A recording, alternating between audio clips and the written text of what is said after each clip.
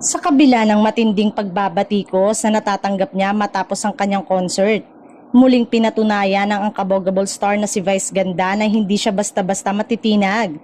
Patuloy siyang umaani ng tagumpay at kamakailan lamang ay kinilala bilang Best Actor sa 73rd Filipino Academy of Movie Arts and Science FAMAS Awards.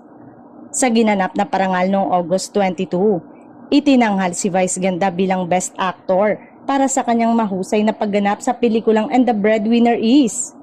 Hindi na iwasang maging emosyonal ni Vice sa kanyang acceptance speech. Inialay niya ang tropeyo sa LGBTQ+ youth at nagbigay ng inspirasyon sa kanyang mga tagahanga.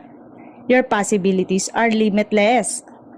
Bukod sa prestiyosong parangal, nakatakda ring pasukin ni Vice Ganda ang panibagong proyekto at endorsement. Patunay ito na sa kabila ng mga kritisismo, patuloy pa rin siyang pinagkakatiwalaan ng mga brand at suportado ng kanyang fans. Bagamat laman ng social media ang mga negatibong komento laban sa kanya, nananatiling matatag si Vice Ganda.